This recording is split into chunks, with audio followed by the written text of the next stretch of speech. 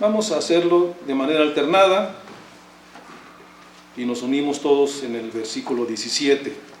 Romanos 8, del 1 al 17. Dice así la Escritura. Ahora pues, ninguna condenación hay para los que están en Cristo Jesús, los que no andan conforme a la carne, sino conforme al Espíritu. Porque la ley del Espíritu de vida en Cristo Jesús me ha liberado de la ley del pecado y de la muerte. Porque lo que era imposible para la ley, por cuanto era débil por la carne, Dios, enviando a su Hijo en semejanza de carne de pecado, y a causa del pecado, condenó al pecado en la carne. Para que la justicia de la ley se cumpliese en nosotros, que no andamos conforme a la carne, sino conforme al Espíritu. Porque los que son de la carne piensan en las cosas de la carne, pero los que son del Espíritu, en las cosas del Espíritu. Porque lo que pasa de la carne es muerte, pero lo que pasa del Espíritu es vida y paz. Por cuanto los designios de la carne son enemistad contra Dios, porque no se sujetan a la ley de Dios, ni tampoco pueden. Y los que viven según la carne no pueden agradar a Dios. Mas vosotros no vivís según la carne, sino según el Espíritu, si es que el Espíritu de Dios mora en vosotros. Y si alguno no tiene el Espíritu de Cristo, no es de él. Pero si Cristo está en vosotros, el cuerpo en verdad está muerto a causa del pecado, mas el Espíritu vive a causa de la justicia. Y si el Espíritu de aquel que levantó de los muertos a Jesús mora en vosotros, el que levantó de los muertos a Cristo Jesús, vivificará también vuestros cuerpos mortales por su Espíritu que mora en vosotros. Así que, hermanos, deudores somos no a la carne, para que vivamos conforme a la carne. Porque si vivís conforme a la carne, moriréis. Mas si por el Espíritu hacéis morir las obras de la carne, viviréis. Porque todos los que son guiados por el Espíritu de Dios, estos son hijos de Dios. Pues no habéis recibido el espíritu de esclavitud para estar otra vez en temor, sino que habéis recibido el espíritu de adopción, por el cual clamamos, Abba, Padre. El Espíritu mismo da testimonio a nuestro espíritu de que somos hijos de Dios. Todos, y si hijos, también herederos, herederos de Dios y coherederos con Cristo, si es que padecemos juntamente con Él, para que juntamente con Él seamos glorificados. En respuesta a esta lectura, cantemos el himno 32, Dios nos ha dado promesa.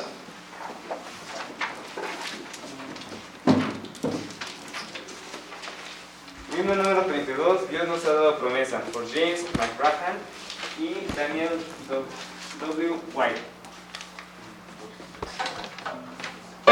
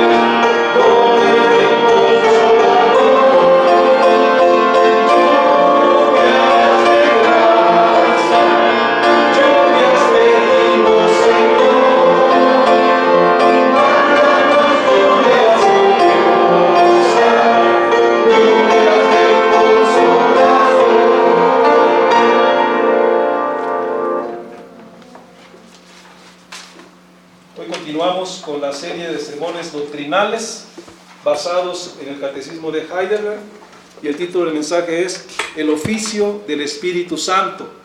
Dejo lugar al estudiante en teología y anciano electo, nuestro amado hermano Alejandro Reyes.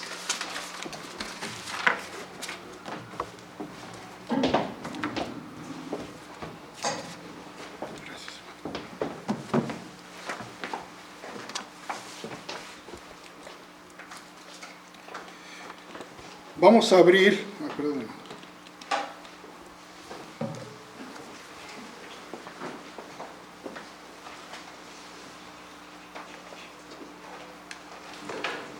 Vamos a abrir la escritura, hermanos.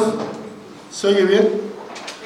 En el libro, en la epístola a los Gálatas, capítulo 5.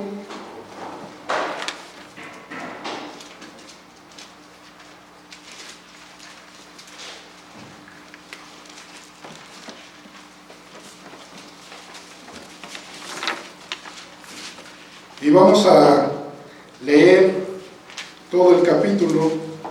Vamos a leer alternadamente. Gálatas 5. Dice así la palabra del Señor: Estad pues firmes en la libertad con que Cristo nos hizo libres, y no estéis otra vez sujetos al yugo de esclavitud. Y yo, Pablo, os digo que si os circuncidáis, de nada os aprovechará Cristo. Y otra vez testifico a todo hombre que se circuncida, que está obligado a guardar toda la ley. De Cristo os desligasteis, los que por la ley os justificáis, en la gracia habéis caído. Pues nosotros, por el Espíritu, aguardamos por fe la esperanza de la justicia. Porque en Cristo Jesús ni la circuncisión vale algo, ni la incircuncisión, sino la fe que obra por el amor. Vosotros corríais bien. ¿Quién os estorbó para no obedecer a la verdad? Esta persuasión no procede de aquel que os llama. Un poco de levadura leuda toda la masa. Yo confío respecto de vosotros en el Señor, que no pensaréis de otro modo, mas el que os perturba llevará sentencia, quien quiera que sea. Y yo, hermanos, si aún predico la circuncisión, ¿por qué padezco persecución todavía? En tal caso, se ha quitado el tropiezo de la cruz. Ojalá se humillase los que os perturban. Porque vosotros, hermanos, a libertad fuiste llamados, solamente que no uséis la libertad como ocasión para la carne, sino servíos por amor los unos a los otros. Porque toda la ley en esta sola palabra se cumple: amarás a prójimo como a ti mismo. Pero si os mordéis y os coméis unos a otros, mirad que también no os consumáis unos a otros. Digo pues, andad en el Espíritu, y no satisfagáis los deseos de la carne. Porque el deseo de la carne es contra el Espíritu, y el del Espíritu es contra la carne, y estos se oponen entre sí, para que no hagáis lo que quisierais. Pero si sois guiados por el Espíritu, no estáis bajo la ley.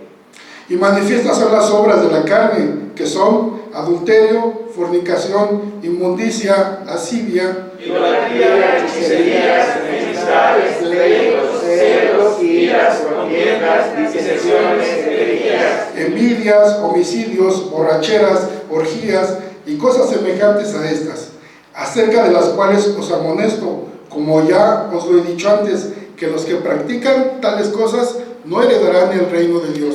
Mas el fruto del Espíritu es amor, gozo, paz, paciencia, benignidad, bondad, fe, mansedumbre, templanza. Contra tales cosas no hay ley. Pero los que son de Cristo han crucificado la carne en sus pasiones y deseos. Si vivimos por el Espíritu, andemos también por el Espíritu.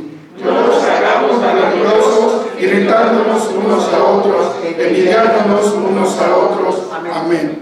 Oremos, hermanos. Bendito Dios y Padre nuestro, gracias, Señor, por la bendición que nos das de estar reunidos como pueblo tuyo, porque siempre tienes, Señor, para nosotros palabra de bendición, palabra de gracia, de amor, de misericordia, pero también, Señor, tienes palabra de justicia, Señor, porque a veces nuestras obras no son justas delante de ti ni rectas.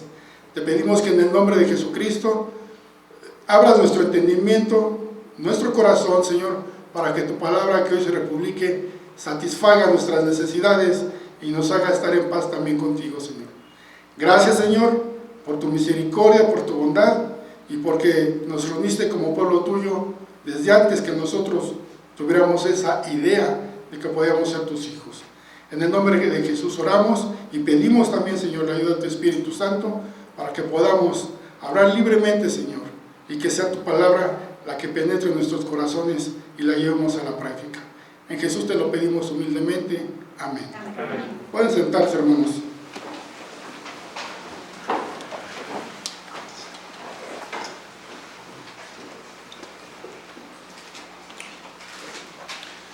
Como lo dice el título, vamos a hablar del oficio del Espíritu Santo.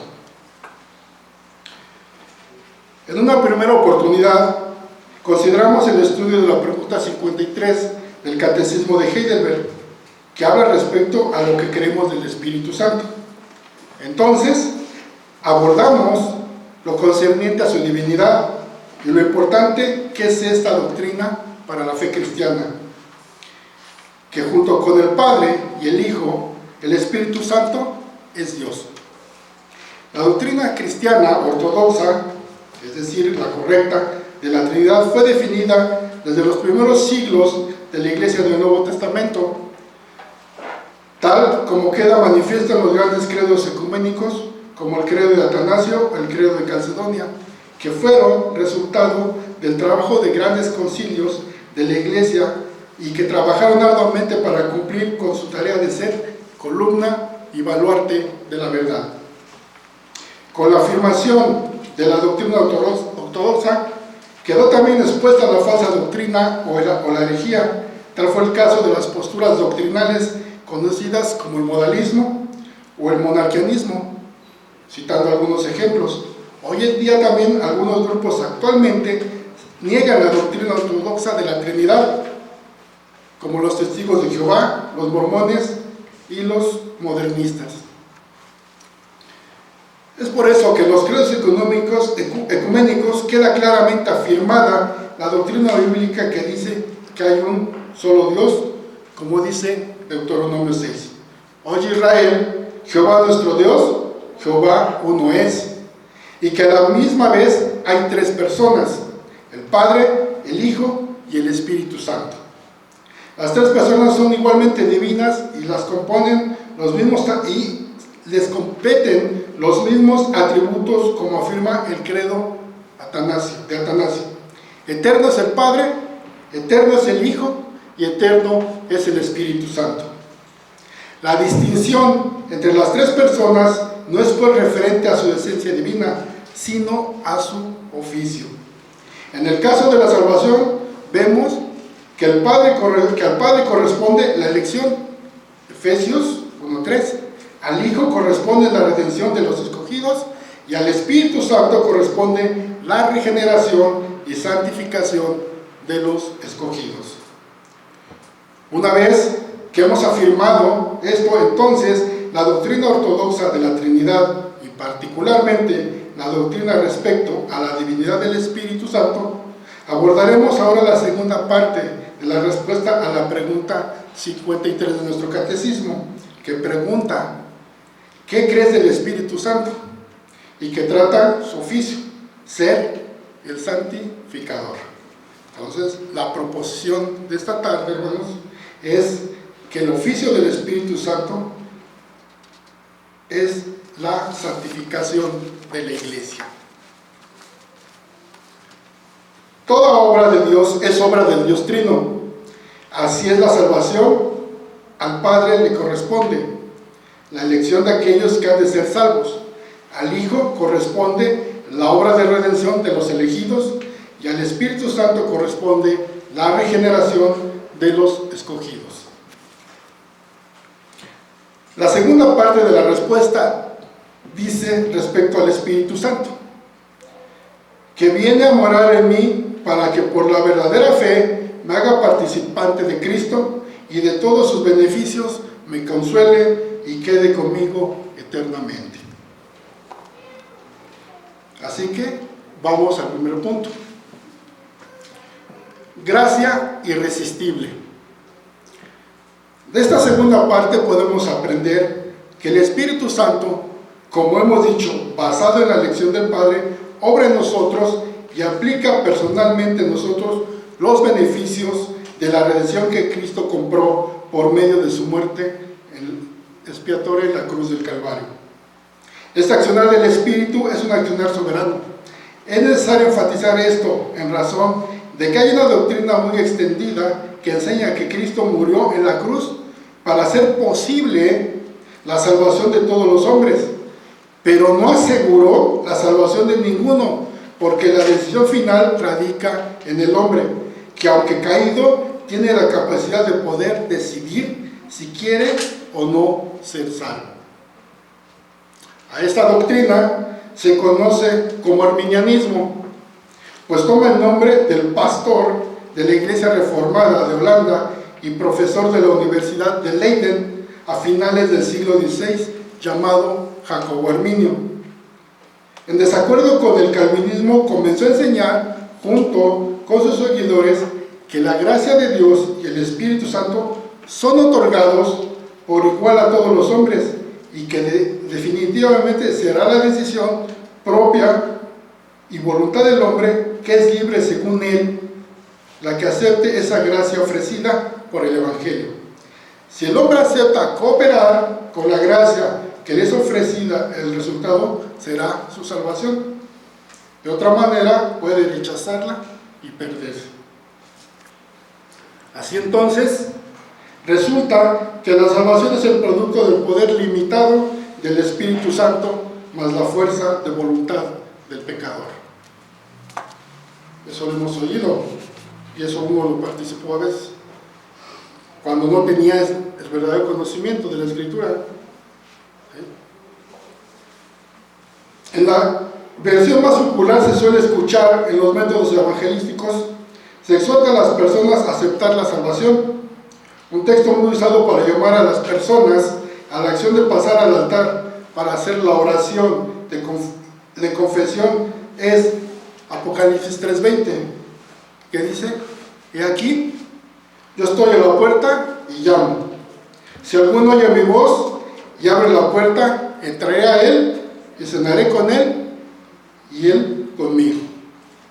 El hombre entonces tiene la potestad de decidir dejar entrar a Cristo en su corazón con el propósito de salvarse. Nada más lejos de la verdad escritural. Y así lo hacía uno. Así creyó uno. Pero vamos a ver qué dice nuestro Señor. La Iglesia Reformada de Holanda convocó un sínodo para tratar este tema, aunque Jacobo Arminio no compareció, pues murió en 1609, y este sínodo se llevó a cabo entre 1618 y 1619. Allí la doctrina de Arminio fue condenada y en su lugar enfatizaron la verdad bíblica de la gracia irresistible. En lugar de dejar la decisión al hombre, la doctrina bíblica enseña y dice que Dios hace un llamado particular y una gracia particular para el pecador elegido solamente. Esto significa que el Espíritu Santo viene con poder omnipotente al corazón y voluntad de los elegidos para regenerarlos y volverlos a Dios y a su Evangelio. El Catecismo dice: el Espíritu me hace participante de Cristo y de todos sus beneficios. Todo esto por su poder irresistible. Y tenemos muchos ejemplos. Y vamos a ver unos, hermanos. Preparen sus Biblias. Vamos a ver la conversión del apóstol Pablo en Hechos capítulo 9, del 1 al 6. También la conversión de la hermana Lidia de Filipos en Hechos capítulo 16, 14.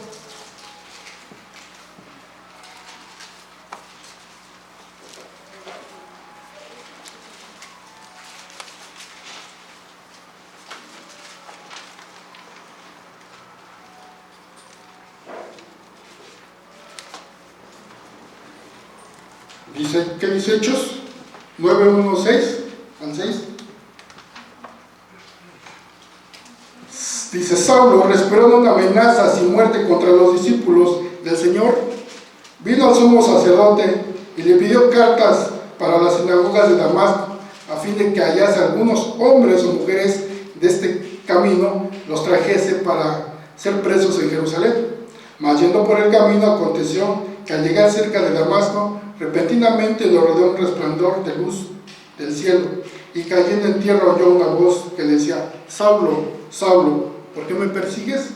Él dijo, ¿quién eres, Señor? Y le dijo, yo soy Jesús, a quien tú persigues. ¿Dura cosa te dar cosas contra el aguijón? Él, temblando y temeroso, dijo, Señor, ¿qué quieres que yo haga? Y el Señor dijo, levántate y entra en la ciudad y se te dirá lo que debes de hacer. Con Lidia dice que Pablo estaba hablando y el Espíritu Santo tocó el corazón de Lidia cuando estaba escuchando la palabra de Dios, y ahí fue donde Dios la llamó. Dice, siendo un poco más amplio en su aplicación a los gentiles, lo vemos mencionado en Hechos 13:48. Dice, los gentiles oyendo esto se regocijaban y glorificaban la palabra del Señor, y creyeron todos los que estaban ordenados para vida eterna. Y la exposición paulina amplía esta doctrina en el libro de Romanos, del cual particularmente el capítulo 8 y los versículos 19 y 30. En conclusión de este punto, podemos decir que la soberanía de Dios aplicada a la salvación implica que Él salva a quien Él quiere y no está sujeto a decisión humana alguna, porque la misma Escritura nos dice que el hombre caído no tiene la posibilidad de determinar por sí mismo nada, que está completamente muerto en sus delitos y pecados, y lo único que puede hacer es rechazar toda oferta de salvación, porque dice el apóstol Pablo en Romanos 3:10, no hay justo ni aun uno, no hay quien entienda, no hay quien busque a Dios, todos se desviaron, a unas se hicieron inútiles, no hay quien haga lo bueno, no hay ni siquiera uno. Y esa es la razón por qué el sínodo de Dort, así llamado, este sínodo, ya que se reunió en la ciudad de Dordrecht, Países Bajos, y que produjo o reafirmó la doctrina bíblica de la gracia irresistible, junto con otras 4 doctrinas que hoy se conocen como los 5 puntos del calvinismo, que son A, depravación total; B, elección incondicional; C, expiación limitada; D, gracia irresistible; y E, perseverancia de los santos. Así pasamos al segundo tema, nuestra unión con Cristo. La gente suele decir que cree en Dios, aun cuando la idea que tiene de Dios es muy baja. No puede dar las respuestas que aprendemos, por ejemplo, en el Catecismo Menor, las preguntas 4 al 6. ¿Qué dicen las preguntas del Catecismo Menor 4 al 6? Dice que ¿quién es Dios, no? Dice nuestro Catecismo, ¿qué es Dios? La pregunta 5, ¿hay más de un Dios? Y la pregunta 6, ¿cuántas personas hay en la divinidad? Esto ahora lo sabemos, pero los que crecimos en un contexto romanista no sabemos todo esto. Yo no lo sabía. Ahora, gracias a Dios por su misericordia, porque ahora sé quién es Dios. También dice tener mucha fe, pero luego se basa en una certeza en sí mismo, muy a menudo en un buen sentimiento que dice tener respecto a un ser supremo. Aquí la enseñanza escritural nos dice que la única manera de que el hombre pueda tener fe es porque Dios le da ese don. Escuchamos al apóstol Pablo cuando escribe a la iglesia de Éfeso. Nos dice que la fe no es autogenerada. Enfatiza que el hombre sin Cristo está muerto en sus delitos y pecados, y avanza argumentando para decir que la fe es un don de Dios, que no la producimos nosotros. Es Dios, el Espíritu Santo, que soberanamente actúa en donde el Padre ha señalado la predestinación, y el Hijo ha pagado por los pecados de los escogidos. Es el Espíritu Santo el que actúa en el pecador que está muerto y genera vida. El Espíritu Santo no requiere de ciertas condiciones para llevar a cabo su cometido. Actúa soberanamente produciendo en los pecadores, porque Dios es el que en vosotros produce así el querer como el hacer. De esta manera somos unidos a Cristo. En su exposición en el libro de Romanos, el apóstol Pablo expone de qué manera estamos unidos a Cristo. En el capítulo 6, a partir del versículo 3, dice que hemos sido unidos a Cristo por medio del bautismo, porque si fuimos plantados juntamente con Él en la semejanza de su muerte, así también lo seremos en la de su resurrección. Y así continúa el argumento, señalando que los beneficios que Cristo alcanzó en su muerte son nuestros también, por la obra del Espíritu Santo que nos regenera, obrando vida y pasando para ser propiedad de Cristo. Esto es lo que significa ser cristiano. Y una conclusión de ello, dice el apóstol Pablo nuevamente, que nadie puede llamar a Jesús Señor, sino por el Espíritu Santo. Por lo tanto, os hago saber que nadie que hable por el Espíritu de Dios llama anatema a Jesús, y nadie puede llamar a Jesús Señor, sino por el Espíritu Santo. Así que, una verdad simple en todo esto. Hay una verdad simple en todo esto, para no dejarnos espantar con estos testimonios de algunos cristianos que dicen que han recibido en algún momento de su vida cristiana posterior a su confesión de Cristo como Salvador el bautismo del Espíritu Santo, a lo cual llaman una segunda gracia. La verdad simple que nos da la Escritura es que si tú eres un cristiano, entonces el Espíritu Santo está en ti, porque como ya lo hemos señalado citando al apóstol Pablo, ningún verdadero creyente puede llamar a Jesús Señor, sino por el Espíritu Santo. Y si alguien no tiene el Espíritu de Cristo, no es de Él. Ese es el oficio del Espíritu Santo.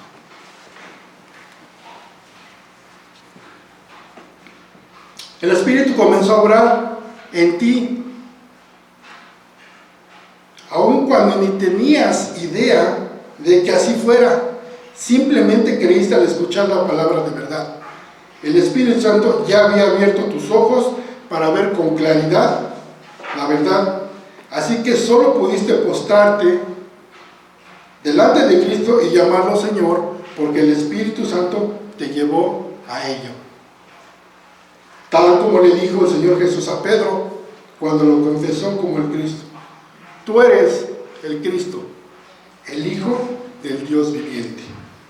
La respuesta del Señor fue: bienaventurado eres Simón, hijo de Jonás, porque no te lo reveló carne ni sangre, sino mi Padre que está en los cielos. Dios, Espíritu Santo. De esta manera pasamos al tercer punto. El Espíritu Santo es nuestro consolador. Indudablemente que la ausencia del Señor Jesucristo pondría en profunda tristeza a sus discípulos.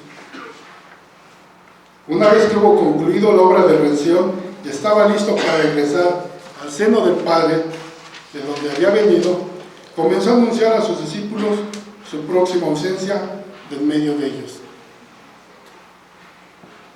Sin embargo, no habló de una ausencia en términos negativos.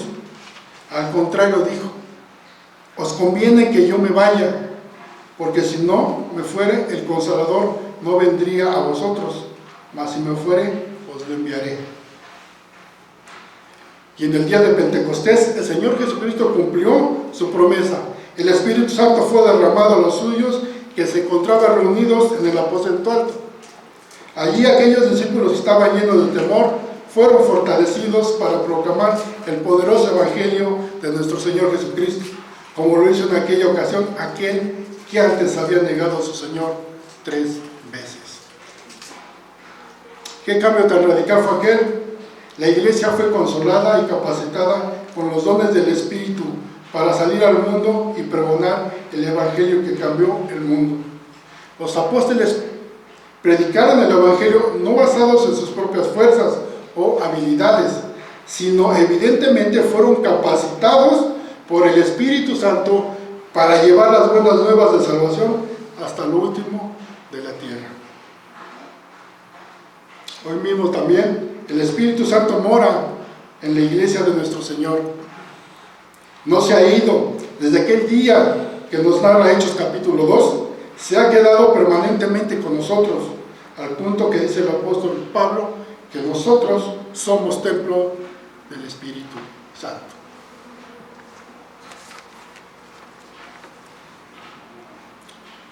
En conclusión, hermanos, la pregunta es: ¿qué creemos del Espíritu Santo?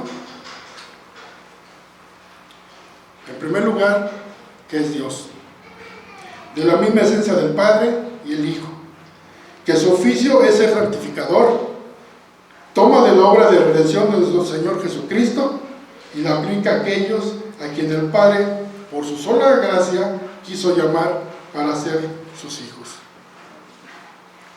Segundo, que el Espíritu Santo mora en nosotros y con nosotros, que no está lejos ni tampoco se mantiene a una presencia intermitente. El Espíritu Santo vino una sola vez para morar permanentemente en la iglesia del Señor Jesucristo, para obrar en ellos la salvación y llevar adelante los frutos de ella, es decir, una vida santificada, una vida que va en concordancia con los mandamientos de su Dios. Tercero, así que la vida cristiana no es algo que nosotros, los humanos, hagamos por nosotros. Si nuestros pasos van por las sendas de justicia de nuestro Dios, es porque el Espíritu Santo nos conduce hacia allá. Y cuarto, por eso la recomendación del apóstol Pablo a los Efesios, una vez más, es: no contristéis al Espíritu Santo de Dios, con el cual fuiste sellados para el día de la redención. Así que, hermanos, mantengamos firmes nuestra confesión y estemos atentos a la voz del Espíritu, tal como lo expresan las Escrituras. Vamos a orar.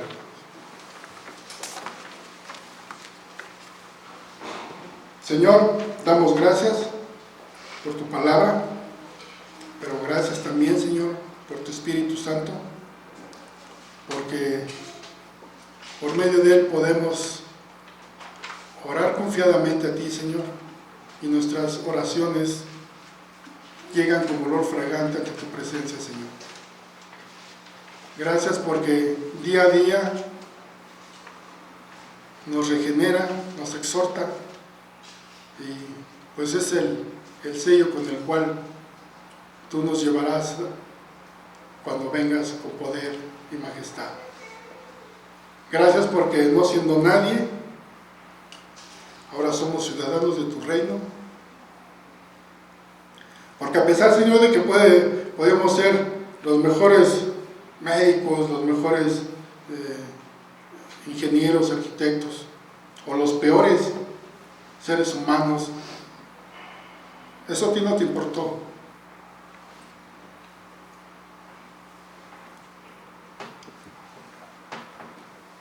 nos hiciste, Señor,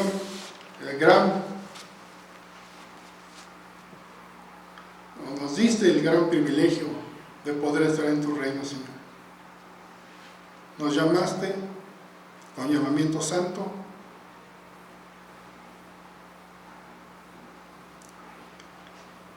Y por eso, Señor, te alabamos y te cantamos.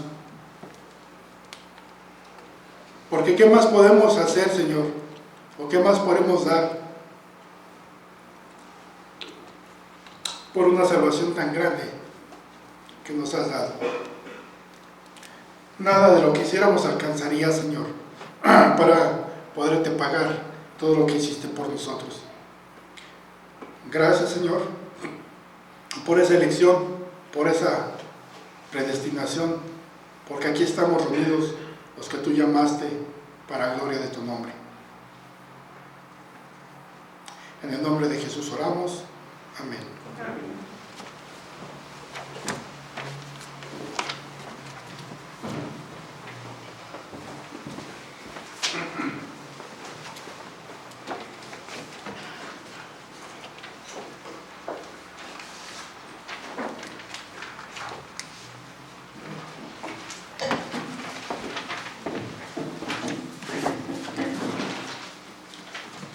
En pie, hermanos, en respuesta a la palabra predicada, cantemos el himno 37, Santo Espíritu, dirige.